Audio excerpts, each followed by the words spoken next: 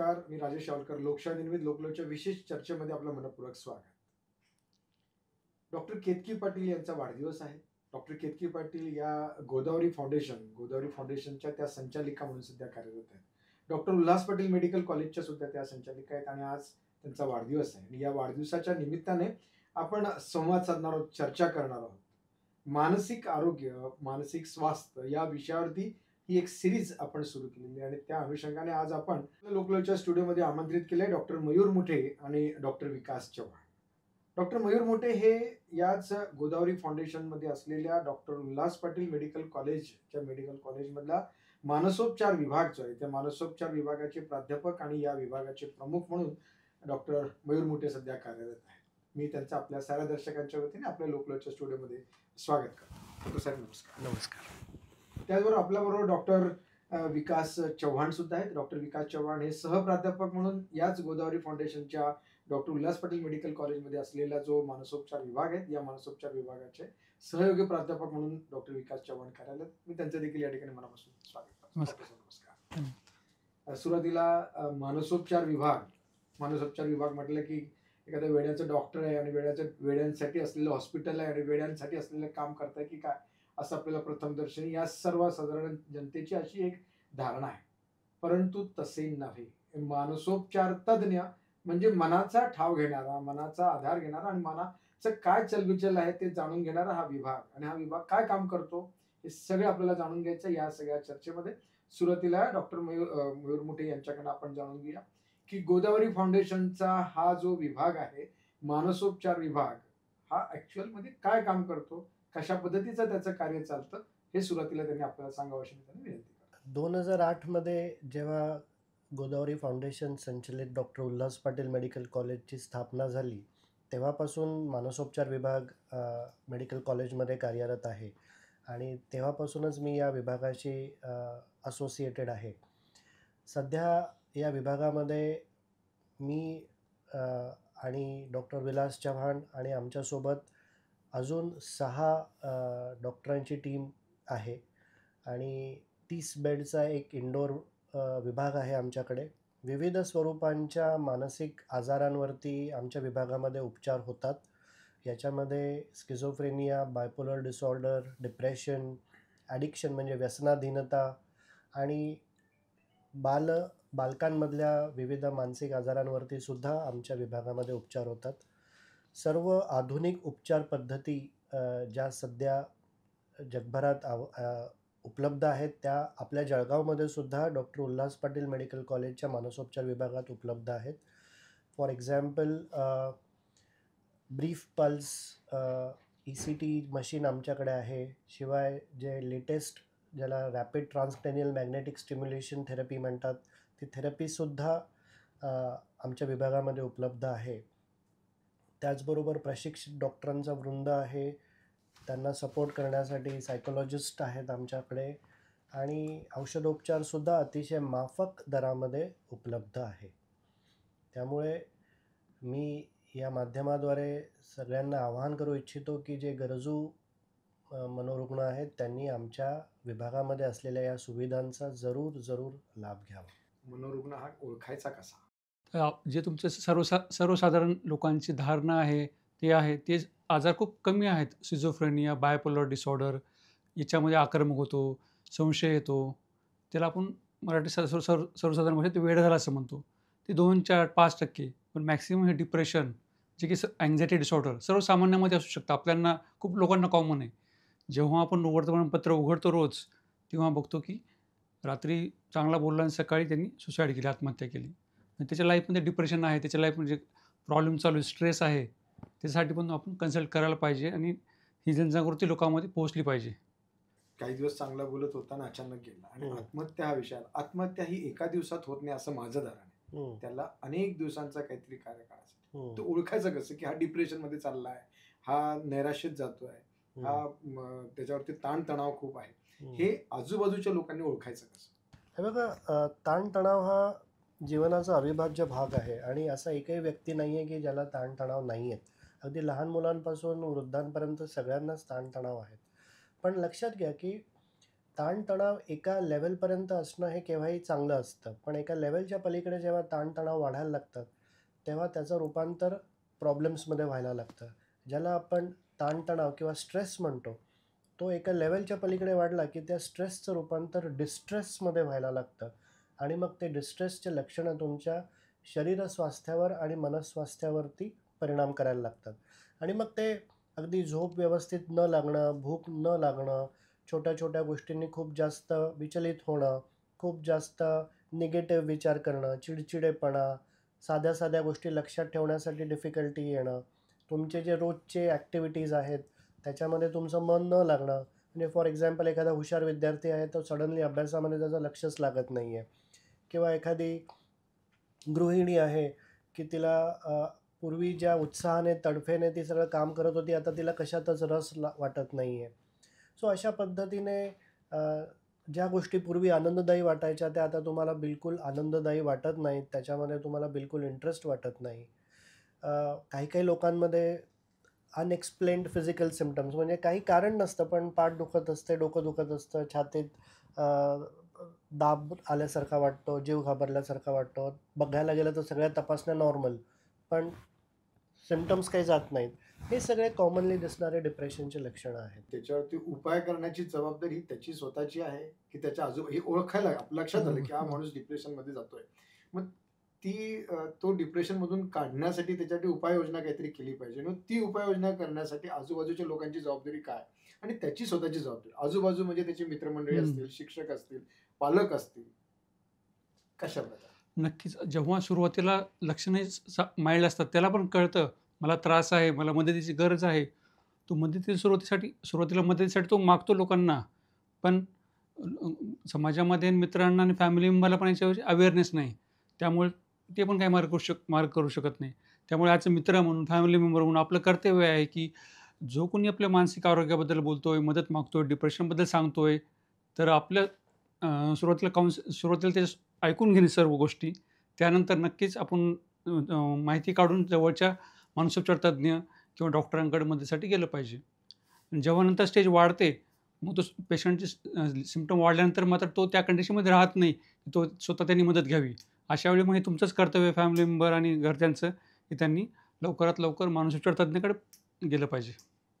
आपण आत्महत्या या विषयावरतीच बोलतोय. पण याच्या व्यतिरिक्त सुद्धा अनेक असे विषय असतात, की हो. त्याच्यामुळे माणूस अ, आयुष्यातून उठण्याचा विषय असतो.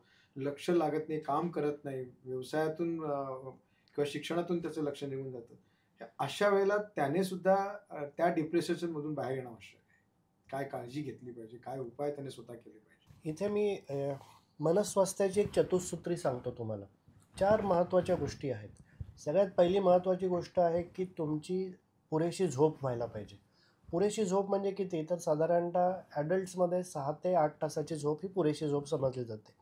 आणि ही झोपसुद्धा योग्य वेळी सुरू व्हायला पाहिजे. म्हणजे साधारणतः 9-10 वाजता सुरू व्हायला पाहिजे, सकाळी 5-6 वाजता उघडायला पाहिजे. युजुअली लोकं म्हणतात, की आम्ही 2 वाजता झोपतो आणि 9 वाजता उठतो, म्हणजे आमची 7 तासाची झोप झाली. बट लक्षात घ्या, की त्या झोपेची क्वालिटी तेवढी चांगली नसते, जेवढी या नैसर्गिक वेळेस जी झोप येते त्याच्या झोपेची क्वालिटी असते. दुसरं महत्त्वाचं सूत्र आहे ते म्हणजे पोषक आणि पौष्टिक आहार. ह्याच्यामध्ये एक शिस्तबद्धता तुमच्या दिनचर्येमध्ये असायला पाहिजे. जेवणाच्या वेळा शक्यतो फिक्स्ड असल्या पाहिजेत आणि जेवताना शक्यतो तुम्ही सकस पौष्टिक अन्नाचा समावेश तुमच्या आहारामध्ये असला पाहिजे.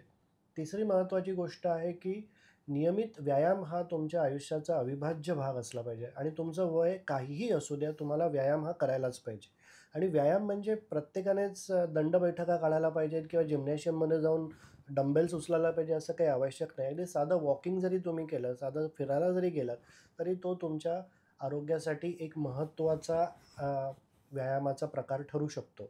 आणि चौथी महत्त्वाची गोष्ट आहे आणि जी सगळ्यात महत्त्वाची असं मी म्हणेल, ती म्हणजे एक सकारात्मक मानसिकता प्रत्येकाने डेव्हलप करण्यासाठी प्रयत्न करायला पाहिजे.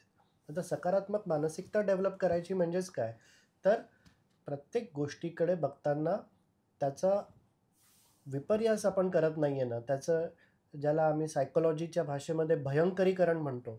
तर प्रत्येक गोष्टीचं, प्रत्येक समोर आलेल्या चॅलेंजेसचं आपण भयंकरीकरण तर करत नाही आहे ना, हा प्रश्न स्वतःला विचारावा आणि शांतपणे प्रत्येक चॅलेंजेसचा सामना करता येईल या दृष्टीने स्वतःच्या मनाची तयारी करावी. आणि हे करताना जर डिफिकल्टी येत असेल तर जरूर जरूर जरूर तुम्ही कोणाचा तरी सल्ला घ्यावा. मानसिक स्वास्थ्य आपलं नीट असणं आवश्यक आहे. ॲब्सोल्युटली. मानसिक स्वास्थ्य जर डिस्टर्ब झालं तर अशा अनेक काही घटना घडतात. तर त्यातली एक महत्त्वाची घटना जी आमच्या सातत्याने लक्षात येतं, की आता सध्या आकर्षण, वेगवेगळ्या प्रकारच्या आकर्षणांमुळे मुलं-मुली पळून जातात. मग ते आर्थिक आकर्षण असेल, शारीरिक आकर्षण असेल, सौंदर्याचं आकर्षण असेल, अन्य कोणती आकर्षण असतील. पण या आकर्षणामुळे ते पळून जातात. हे जे मानसिक स्वास्थ्य बिघडणार आहे, याच्यामुळे सुद्धा डिप्रेशन येत असेल. यासाठी आपण काय काळजी घेतली पाहिजे? कोणत्या पद्धतीच्या मुलांना अशा पद्धतीचे त्रास होऊ शकतो? त्यांचं रोजचं जीवन हे कसं असलं पाहिजे? पळून जाणं हा प्रकार जो आहे ना, हा साधारणतः किशोरावस्थेतल्या किंवा तरुण मुलांमध्ये हा जास्त दिसणारा प्रकार आहे. आणि याच्यामध्ये त्या मुला-मुलीं इतकीच किंवा किंबहुना त्यांच्यापेक्षा जास्त भूमिका जी आहे ती त्यांच्या घरातल्या लोकांची आहे. बऱ्याच वेळा घरामधून जेव्हा पोषक वातावरण मिळत नाही, घरामध्ये जेव्हा कुटुंबामध्ये संवादाचा अभाव असतो, जेव्हा मुलांना जे एक एन्करेजमेंट तुम्हाला कुटुंबियांकडून अपेक्षित असते आणि जो एक खंबीर पाठिंबा हवा असतो कुटुंबियांकडून, तो जेव्हा मिळत नाही, तेव्हा मग मुलं तो आधार कुठेतरी बाहेर शोधायचा प्रयत्न करतात. आणि मग तेव्हा स्वतःला प्रूव्ह करण्यासाठी म्हणा किंवा आकर्षणामुळे म्हणा, ते असं काहीतरी आततायी निर्णय घेतात आणि घर सोडून पळून जायचा प्रयत्न करतात. आणि बऱ्याच वेळा त्याचं रूपांतर काहीतरी मोठ्या दुर्घटनेतच होतं, हे आपण रोजच बघतो. म्हणजे त्यासाठी सगळ्यात महत्त्वाचं म्हणजे घरामध्ये संवाद असला पाहिजे. आणि तो जसं तुम्ही चतुसूत्रीमधला चौथा जो संवाद सांगितला, की सकारात्मक संवाद सकारात्मक. आणि जाणीव प्रत्येकाशी समजून घेणं आवश्यक आहे. हे सगळं जाणत असताना तरुणांमध्ये या मानसोपचार किंवा मानसोपचार हा केला जातो किंवा त्याच्यासाठी कितपत त्यांच्यामध्ये जागरूकता आहे असं तुम्हाला जाणवते? नाही, आता जसं नवीन-नवीन आपण येतो जागरूकता वाढते YouTube, समाज माध्यमातून, सोशल मीडियामधून. नक्कीच हा तरुण वर्ग याचा त्यांची जाणीव वाढलेली आहे. आमच्याकडे आता मागच्या 1-2 वर्षामध्ये महाविद्यालयीन तरुण-तरुणी मोठा प्रॉब्लेम नाही, सुरुवातीच्या स्टेजमध्येच येतात. स्वतःच्या पर्सनल रिलेशनशिपबद्दल प्रॉब्लेम असला डिस्कस करतात, चर्चा करतात. आणखीन काही झोपेचे प्रॉब्लेम असेल, मूडचे स्विंग असतील, त्याबद्दल पण डिस्कस करतात आणि त्यातून ते लवकरात लवकर बाहेर पण पडतात आणि त्यामध्ये मग त्याचा प्रोग्रेस होतो, स्टडीमध्ये प्रोग्रेस होतो, लाईफमध्ये प्रोग्रेस होण्यास मदत होते. नक्कीच तरुणामध्ये जागृती खूप वाढली आहे. डॉक्टर साहेब, आम्ही अजून एक असं म्हणू शकतो, की जशी ही जागरूकता मुलांमध्ये यांच्यामध्ये जशी वाढते, तशी शाळा कॉलेजेसमधल्या सुद्धा वाढणं आवश्यक आहे. काय सध्या परिस्थिती असेल आणि त्यांची काय जबाबदारी आहे? शाळा कॉलेजेस हे मुलांच्या जडणघडणीमधलं एक खूप महत्त्वाचं माध्यम आहे असं मी मानतो. आणि त्यामुळे इथलं वातावरण मुलांच्या ओव्हरऑल डेव्हलपमेंटसाठी किंवा त्यांच्या सर्वांगीण विकासासाठी कसं काय पोषक करता येऊ शकेल, या दृष्टीने प्रत्येक शाळा आणि प्रत्येक कॉलेजने विचार करायलाच पाहिजे. हे आता ऑलमोस्ट क्रमप्राप्त झालेलं आहे. त्यात जसं डॉक्टर विलास म्हणालेत, की मुलंही आजकाल खूप जागरूक झालेले आहेत. माझ्या आयुष्यामध्ये ट्रॉमा आहे किंवा मी जरा सायकॉलॉजिकली डिस्टर्ब्ड आहे, ही आजकालच्या मुलांची लिंगो झालेली आहेत. म्हणजे नॉर्मली बोलताना सुद्धा शाळकरी मुलं ह्या अशा याच्यामध्ये बोलतात. आणि हे एका दृष्टीने चांगलंही आहे इन द सेन्स, की मुलं त्यांच्या मानसिक स्वास्थ्याबद्दल आता जागरूक व्हायला लागलेले आहेत आणि याचा आपण फायदा करून घेतला पाहिजे. आणि शाळेमध्ये ह्या असल्या टॉपिक्सबद्दल ओपनली चर्चा व्हायला पाहिजे. म्हणजे फॉर एक्झाम्पल रिलेशनशिपमधला ब्रेकअप कसा असला पाहिजे, तो कसा हँडल करता यायला पाहिजे. इनफॅक्ट तुम्हाला आश्चर्य वाटेल, दिल्ली युनिव्हर्सिटीमध्ये रिलेशनशिप ब्रेकअप कसा हँडल करायचा याच्यावरती एक कोर्स सुरू झालेला आहे आता तिथे. कोर्स सुरू झाला, विद्यार्थ्यांना शिकवलं जातं, रेग्युलर शिकवलं जातं.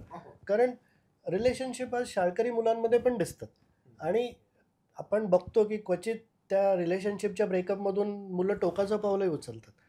त्यामुळे मानसिक स्वास्थ्याबद्दल चर्चा घडवून आणणं हे आजकाल आवश्यक झालेलं आहे आणि मुलंही त्याच्यासाठी खूप रिसेप्टिव्ह आहेत. पालकही रिसेप्टिव्ह आहेत, मुलंही रिसेप्टिव्ह आहेत आणि शाळा आणि कॉलेजेसने याचा फायदाच करून घ्यायला पाहिजे. जसा शाळा कॉलेजने फायदा करून घेतला पाहिजे, दिल्लीमध्ये कोर्स सुरू झालेला आहे. प्रत्येक शाळा, कॉलेजेस, शैक्षणिक संस्था या ठिकाणी एक काउन्सिलर असला पाहिजे, असं वाटत नाही? नक्कीच काउन्सिलर प्रत्येक शाळा महाविद्यालयामध्ये काउन्सिलर असला पाहिजे आणि जितकी शाळा ॲडव्हान्स आहेत नक्कीच ते सेवा देण्याचा प्रयत्न करत आहेत. आणि आपण MS सायकोलॉजी करू शकता, MSc क्लिनिकल सायकोलॉजी, नक्कीच मुलांची काउन्सिलिंग करू शकता. डॉक्टर साहेब, चिडचिडेपणा याच्यामधलं सगळ्यात प्रमुख लक्षण असेल असं माझा अंदाज आहे. हम्म.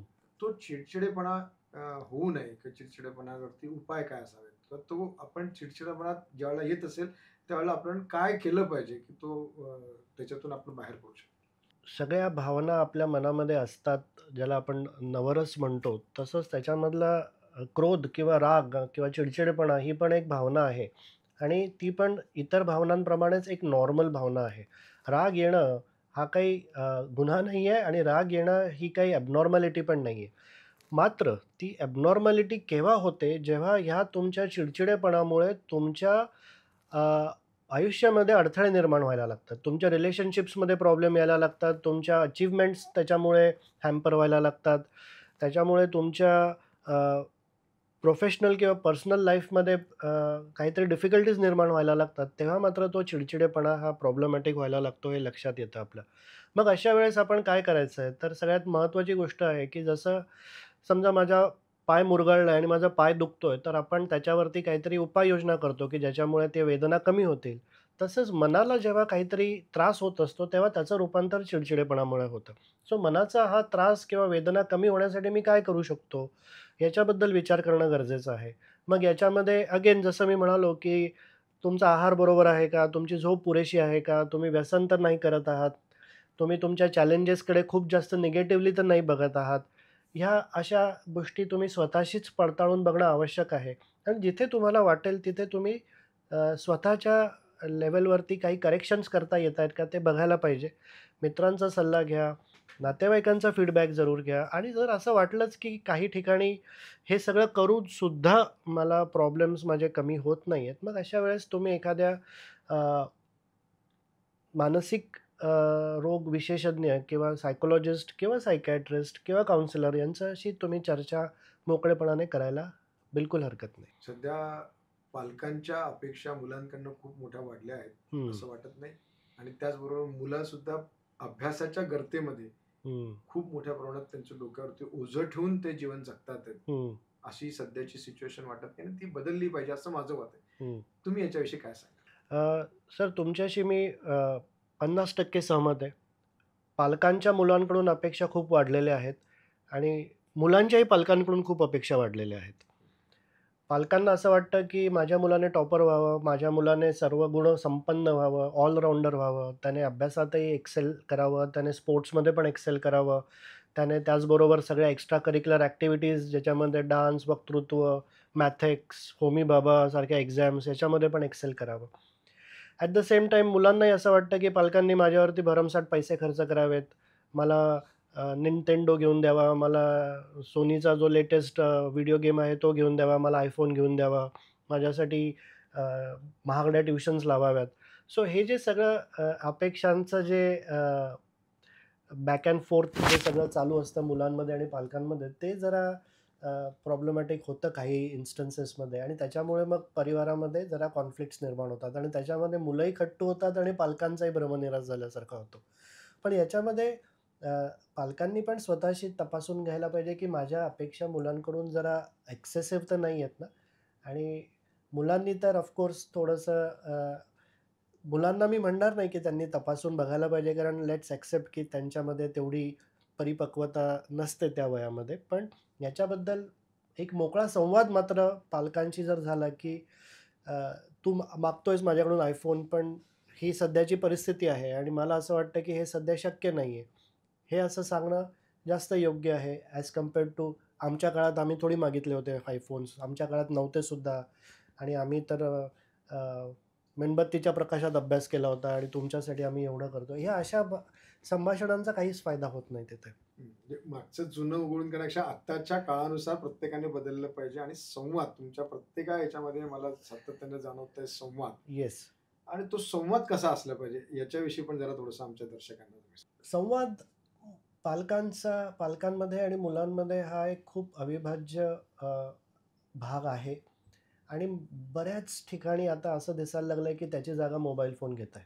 तो जो वेळ असतो संवादाचा, त्याच्या ठिकाणी बऱ्याच वेळा मुलं आणि पालकसुद्धा मोबाईलचा वापर करताना दिसतात. म्हणजे असं पिक्चर घरात बऱ्याच वेळा दिसतं, की सोफ्यावरती वडीलही बसले आहेत, मुलंही बसले आहे आणि दोघंही जण आपापला मोबाईल घेऊन बसलेले आहेत तिथे.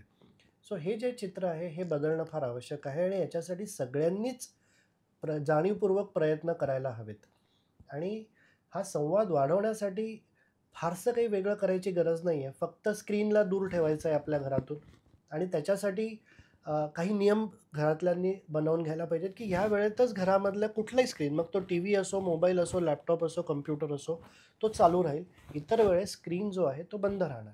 याच्याने मुलांमधला आणि पालकांमधला संवाद वृद्धिंगत होण्यासाठी निश्चितच मदत होईल. की याच्यासाठी मानसोपचार तज्ञांकडे जाऊन फक्त काउन्सिलिंग करणं हेच आहे, की त्याच्यावर की औषधोपचार सुद्धा असतो? तो कशा पद्धतीचा असतो? हे बघा, औषधोपचार अ, चा जो जे इंडिकेशन्स आहेत ते थोडेसे लेट असतात. म्हणजे जेव्हा प्रॉब्लेम खूपच वाढलेला असतो तेव्हाच आम्ही औषधोपचाराचा वापर करतो किंवा त्याची मदत घेतो.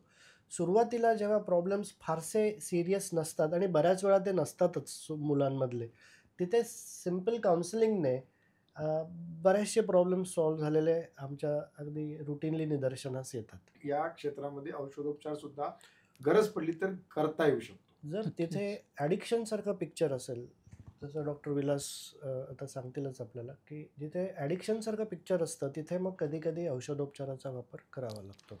सुरुवातीला काउन्सिलिंगला आपण प्रयत्न करतो, पण जेव्हा लक्षणं वाढले तेव्हा मात्र टॅबलेट, जेव्हा ब्रेनचं केमिकल इम्बॅलन्स होतं, सेरोटोनिनची लेवल कमी होते, डोपामिन वाढतं, ते बॅलन्स करायसाठी आपल्याला टॅबलेटची गरज पडते.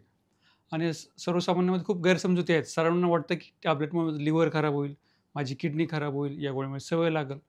परंतु आता नवीन ज्या मॉडर्न गोळ्या आहेत त्या खूप सेफ आहेत. तुमची किडनी त्याने खराब होणार नाही, लिव्हर खराब होणार नाही, ॲडिक्शन पण लागणार नाही किंवा सवय पण लागणार नाही.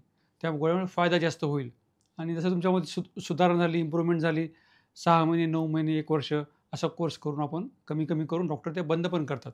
त्यामुळे हे काही-काही आजारांना गरज असते, परंतु डिप्रेशन, अँक्झायटी वगैरेमध्ये गोळ्या बंद पण होऊ शकतात. डॉक्टर साहेब, असा एक दिवस जात नाही हं, की आम्ही न्यूजपेपर उघडल्यानंतर आम्हाला एक तरी आत्महत्येची बातमी दिसते. हं. ती बातमी पेपरमध्ये आल्यानंतर मन खूप हळू होतं, की रोज ही बातमी येते आणि रोज आम्ही त्या वृत्तपत्रामध्ये बातम्या छापत असतो. याची काहीतरी कोडलेन असावी का? याची काहीतरी आचारसंहिता असली पाहिजे. प्रत्येक वेळेला बातमी येते, ती चांगल्या फ्रंटलाईनला छापून येते. जगातली एक मोठी आत्महत्या मागच्या काळामध्ये घडली आणि ती मोठ्या प्रमाणात छापून आली. एका नगरसेवकाने आत्महत्या केली. अशा ज्यावेळेला बातम्या छापून येत असतात, त्यावेळेला या मीडिया, सोशल मीडिया असेल, प्रिंट मीडिया असेल, यांच्यासाठी कुठली तरी गाईडलाईन असली पाहिजे, की बातमी कशी आली पाहिजे. अतिशय महत्त्वाचा प्रश्न विचारला सर आपण. लक्षात घ्या, की भारताला suicide capital of the world म्हणतात. भारतामध्ये 15 ते 35 या सगळ्यात प्रॉडक्टिव्ह एज ग्रुपमध्ये आत्महत्या हे सगळ्यात महत्त्वाचं कारण आहे मृत्यूचं. म्हणजे जर अगदी हार्ड नंबर्स बघायला गेलो, तर ह्या तरुण वयातल्या मुलांच्या आत्महत्या साधारणतः गेल्या वर्षी 75,000च्या आसपास होत्या. हो. आणि हे खूप मोठं प्रमाण आहे अगदी. आणि ह्याच्यासाठी न्यूजपेपर्समध्ये मला असं वाटतं, की कुठलीही आत्महत्येची बातमी छापताना त्याच्या खाली आत्महत्या प्रतिबंधक ज्या मदत करणाऱ्या ज्या संस्था आहेत, त्यांचे नंबर्स तिथे छापले गेणे फार आवश्यक आहे. इनफॅक्ट राष्ट्रीय स्तरावरती 144116 14416 हा एक national mental health helpline number जो भारत सरकारने सुरू केलेला आहे, जो 24/7 सुरू असतो. त्या नंबरवरती कायमस्वरूपी एक तज्ज्ञ, मानसोपचार तज्ज्ञ किंवा काउन्सिलर हा अवेलेबल असतो. जर तुम्हाला तुमच्या कुठल्याही मानसिक ते विषयीच्या प्रॉब्लेम्सविषयी डिस्कस करायचं असेल, तर तुम्ही या नंबरवरती फोन करू शकतात. इथली माहिती पूर्णपणे गुप्त ठेवली जाते. आत्महत्या हे टोकाचं पाऊल आहे आणि असं म्हणतात, की suicide is a permanent solution for a temporary problem. So ह्याच्यासाठी हे टोकाचं पाऊल उचलण्यापूर्वी एकदा जर तुम्ही काउन्सिलरशी बोललात, तर मला असं वाटतं, की खूप मोठ्या प्रमाणात आपण आत्महत्या रोखण्यामध्ये यशस्वी होऊ शकतो. आणि हा नंबर प्रत्येक वृत्तपत्राने छापावा आत्महत्येच्या बातमीसोबत, एवढी एक अपेक्षा आहे. आणि इनफॅक्ट हे गाईडलाईन्सच आहेत. या इंडियन सायकॅट्रिक सोसायटीच्या गाईडलाईन्स आहेत, प्रेस काउन्सिल ऑफ इंडियाच्या गाईडलाईन्स आहेत. आणि हे अतिशय सोपं आहे आणि हे करायलाच पाहिजे, मला असं वाटतं. डॉक्टर साहेब, आपण आत्महत्येविषयी बोललो, मुलांच्या या रोजच्या जीवनशैलीविषयी बोललो, परंतु त्याचबरोबर व्यसनाधीनता देखील वेगवेगळ्या प्रकारची, म्हणजे जी कधी व्यसनं आम्ही आजपर्यंत कधी बघितली नव्हती अशी वेगवेगळी व्यसनं, म्हणजे व्यसनाधीनता म्हटलं की जनरली माणूस दारूकडे बघतो. परंतु आत्ता या तरुण पिढीमध्ये वेगवेगळ्या प्रकारची काय नई प्रकारची ती व्यसनं लागलेली आपण जडलेली मुलांना बघतो.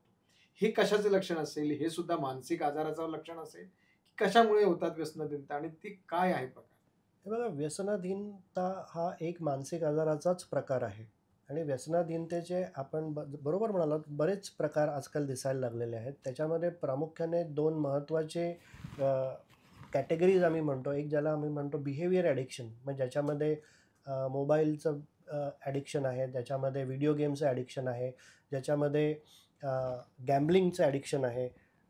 आजकाल ते ऑनलाईन गेमिंग आणि ऑनलाईन रमीसारखा जो प्रकार सुरू झाला आहे त्याचं ॲडिक्शन आपण आजकाल बघतो बऱ्याच ठिकाणी. आणि दुसरं जे आहे ज्याला केमिकल ॲडिक्शन म्हणतो, ज्याच्यामध्ये दारू आहे, तंबाखू आहे, ब्राऊन शुगर आहे, गांजा आहे, कोकेन आहे, या सगळ्या गोष्टी ज्या आहेत त्या. सो व्यसनाधीनता हा एक मानसिक आजार आहे आणि व्यसनाधीन असलेल्या व्यक्तींसाठी उपचार उपलब्ध आहेत हे मी प्रकर्षाने इथे सांगू इच्छितो. बऱ्याच वेळा आपण म्हणतो की व्यसनाधीन झाला आहे तो व्यक्ती म्हणजे नेमकं त्याच्या मनाला त्याने कमजोर करून टाकलं आहे आणि त्याने जर मनाला थोडंसं घट्ट केलं, त्याने समजा निग्रह केला तर तो या व्यसनापासून लांब राहू शकतो आणि हा सगळ्यात मोठा गैरसमज आहे. लक्षात घ्या, कुठलाही आजार हा मनाच्या निग्रहाने जसा दुरुस्त होत नाही तसंच व्यसनाधीनसुद्धा व्यक्ती मनाच्या निग्रहाने व्यसनापासून दूर राहू शकत नाही. त्याच्यासाठी त्याला उपचाराची गरज लागते आणि हे उपचार डॉक्टर उल्हास पाटील मेडिकल कॉलेजच्या मानसोपचार विभागामध्ये उपलब्ध आहेत. आमच्याकडे एक डेडिकेटेड डी ॲडिक्शन सेंटर म्हणजेच व्यसनमुक्ती केंद्र आम्ही तिथे रन करतो, जे अतिशय चांगल्या प्रकारे उत्कृष्ट कार्य करत आहे. या केंद्राद्वारे आपण त्यांच्यावरती उपचार करतात, ते कशा पद्धतीने करतात? म्हणजे त्यांना रोज तिथे यावं लागतं, मानसिक त्याची स्वतःची इच्छा असली पाहिजे किंवा घरच्यांनी किंवा त्याच्या पालकांनी त्याला बळजबरी तिथे पाठवलेलं आहे? कशा पद्धतीचे उपचार? हे बघा, दोन्ही प्रकारचे रुग्ण आमच्या व्यसनमुक्ती केंद्रात येतात. दोन्ही प्रकारचे इन द सेन्स की ज्या लोकांची स्वतःहून इच्छा आहे आणि ते आलेले आहेत आणि काही ठिकाणी त्यांची इच्छा नाही आहे पण घरच्यांनी त्यांना आणलेलं आहे, कारण त्यांचं होणारं नुकसान आणि ऱ्हास ते घरच्यांना बघवत नाही आहे तिथे. सो हे जे व्यसनमुक्ती केंद्र आहे इथे रेसिडेन्शियल ट्रीटमेंट होते. रेसिडेन्शियल म्हणजे आम्ही तिथे पेशंटला ॲडमिट करून घेतो. साधारणतः 3 ते 4 आठवड्यांचा आमचा ट्रीटमेंटचा प्रोग्रॅम आहे. याच्यामध्ये त्याच्यावरती औषधोपचार, त्याचं समुपदेशन, ॲट द सेम टाईम त्याला पुन्हा तो त्या व्यसनाच्या आहारी जाऊ नये याच्यासाठी जे काय उपचार असतात ज्याला रिलॅप्स प्रिव्हेन्शन म्हणतात, त्या दृष्टीने आम्ही त्याचं मार्गदर्शनही करतो आणि आत्तापर्यंत खूप चांगले रिझल्ट्स आम्हाला इथे मिळालेले आहेत. आपल्या संकल्प व्यसनमुक्ती केंद्रामध्ये इच्छा होऊ नये म्हणून अँटी क्रेव्हिंग एजंट, नाल्ट्रिक्झोन, कॅम्प्रोसेट ह्या आधुनिक उपचार आहेत. ते सर्व औषधी उपलब्ध आहेत. त्यासोबत डिटॉक्सिफिकेशन हे पण खूप चांगल्या प्रकारे होतं. मग त्याच्यावरती रोजची त्याची दिनचर्या आपण काहीतरी वेगळी आखलेली असेल, रेग्युलर पेशंटसाठी असलेली हां. दिनचर्या, आणि तो पूर्ण कॉन्शियस आहे, परंतु त्याला व्यसनापासून दूर होण्याची इच्छा आहे किंवा बळजबरी बरोबर. आलेला असेल, 2 प्रकारांपैकी. अशी त्याची दिनचर्या बरोबर. कशा पद्धतीची असते? साधारणतः सकाळी 7 ते 8च्या दरम्यान त्यांना उठून फिजिओथेरपीचे स्टुडंट येतात. ग्राउंडमध्ये राउंड मारणे, फिजिओथेरपी करणे, एक प्रकारे हलका व्यायाम करणे. त्यानंतर वापस वॉर्डमध्ये मग 8 ते 9 दरम्यान नाश्ता, चहा वगैरे होणार. 9 ते 10मध्ये मग गोळ्या औषधं, डॉक्टरची काउन्सिलिंग होणार. 10 ते 12मध्ये मग पुन्हा काउन्सिलर येणार, स्पेशल काउन्सिलिंग करणार त्यांना. पुन्हा मध्ये रेस्टचा टाईम. त्याची रिक्रिएशनल एरिया आहे, ते स्वतः कॅरम, चेस, बोर्ड आपसात बसून छोटे-छोटे खेळ खेळू शकतात इंडोरमध्येच. डॉक्टर साहेब, आम्हाला फक्त सांगा की हे व्यसनाधीनता तुमच्याकडे जे काही गेल्या 3-4 वर्षापासून सुरू आहे, त्याच्यामध्ये कसं प्रमाण आहे? एकतर म्हणजे 2 विषयांचं मला असं अपेक्षित आहे की मुलांमधलं प्रमाण आणि तरुणांमधलं प्रमाण, वयस्करांमधलं प्रमाण तुमच्याकडे किती कशा पद्धतीचे येतात आणि त्यांचं रिकव्हरीचं प्रमाण सुद्धा कसं आहे? किती जण परमनंटली व्यसनापासून दूर झाले? तरुणांमध्ये आम्हाला प्रामुख्याने आपल्या भागामध्ये दारू, तंबाखू आणि गांजा या 3 व्यसनांचं प्रमाण प्रामुख्याने दिसतं. थोडंसं ॲडल्ट एज ग्रुपमध्ये किंवा मध्यमवयीन लोकांमध्ये प्रामुख्याने दारू हेच प्रमाण आम्हाला दिसून आलेलं आहे आणि याच्यामध्ये बऱ्याच वेळा त्या रुग्णाला बाकीचेही काही फिजिकल प्रॉब्लेम्स असतात, म्हणजे समजा लिव्हर प्रॉब्लेम्स असतील किंवा ब्लड प्रेशर डायबिटीज खूप वाढलेला असेल, असे समजा प्रॉब्लेम्स असतील तर थोडेसे डिफिकल्टीज त्याला येतात रिकव्हरीमध्ये. पण अदरवाईज समजा बाकीचे प्रॉब्लेम्स नसतील, जसं तरुणांमध्ये आम्ही बघतो, तर त्याची रिकव्हरी खूप छान होते त्याच्यामध्ये. डॉक्टर साहेब, जाता जाता आमच्या दर्शकांना आपण काय संदेश देणार या सगळ्या विषयावर? माझ्याकडून सगळ्यांना एकच संदेश आहे आणि तो म्हणजे तुम्ही स्वतःच्या आरोग्याला जपतात. माझं म्हणणं आहे की आरोग्यामध्ये फक्त शारीरिक आरोग्य नाही तर मानसिक आरोग्य पण अंतर्भूत आहे आणि तुमच्या शारीरिक आरोग्यासोबत तुमच्या मानसिक आरोग्याला पण तेवढंच महत्त्व देणं आवश्यक आहे आणि त्याला जपणं पण तेवढंच आवश्यक आहे. धन्यवाद डॉक्टर मुठी आणि डॉक्टर चव्हाण या दोघांचं मी खूप मनापासून धन्यवाद आणि आभार व्यक्त करेल. आणि सगळ्यात महत्त्वाचं म्हणजे तुमची झोप, तुमचा आहार, तुमचा व्यायाम आणि एक सकारात्मक आपलं जीवनशैली असावी, हा एक चतुसूत्रीचा एक चांगला संदेश डॉक्टर साहेबांनी आपल्याला दोघांनी या ठिकाणी दिला. मी आपल्या सर्व दर्शकांच्या वतीने पुनश्च यांचं या ठिकाणी दोघेही डॉक्टरांचं मनापासून धन्यवाद व्यक्त करतो आणि केतकीताईंना वाढदिवसाच्या पुन्हा एकदा शुभेच्छा देऊन ही संवाद चर्चा या ठिकाणी थांबवतो. मी आपल्या सगळ्यांचे देखील मनापासून धन्यवाद व्यक्त करून थांबतो. आपण पाहतात लोकशाही निर्मित लोकलय तुमच्या मनात. नमस्कार.